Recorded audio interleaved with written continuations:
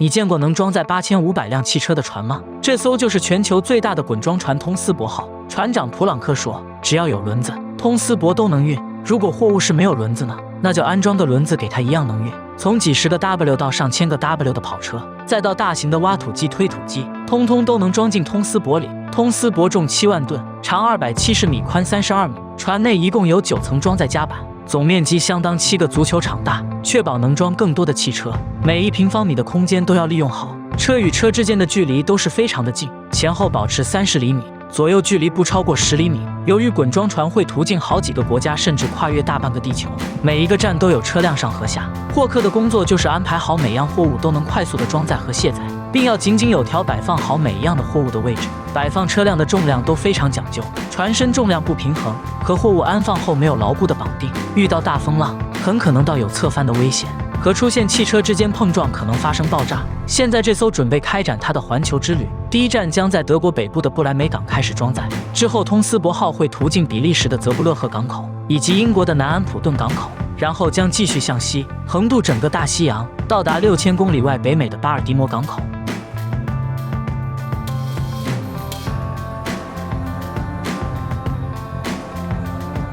你见过能装载8500辆汽车的船吗？这艘就是全球最大的滚装船通斯伯号。清晨5点，工人开始将车辆陆陆续续开到码头，等斜台放下，就能马上快速上船。为了保证能准时起航，他们要在10个小时内将850辆汽车和货物都运送到通斯伯号里面，调整各个板块高度，第6和第7之间调整校高，第7层是摆放小货车和旅游车的，第6层是运送到欧洲的桥车，最低层是摆放巨大的特种车。今天还来了一个120吨的火车车厢和一个250吨的发电机涡轮。离港时间只剩不到30分钟，车辆还不断地开进船内，还有350台车还在外面。时间到了11点50分，最后一台挖土机跟推土机都顺利上船了。通斯伯号要准备出发到意大利，在泽布勒赫港口，副船长在查看货物清单，这里会有800辆车上船，60辆车要下船，还有超过500吨的钢铁，合理的装载一些特别的物件，如牵引机、压碎机、大型商务车，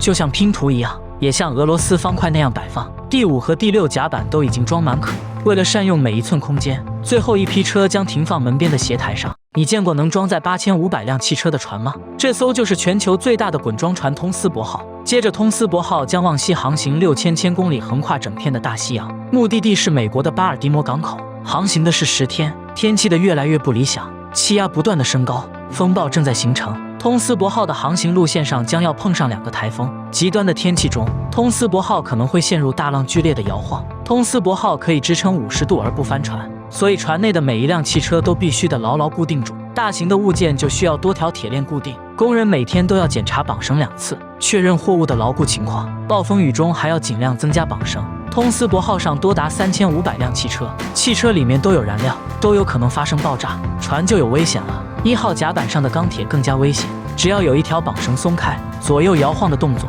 就会使钢板在舱间滑动，会撞穿船身。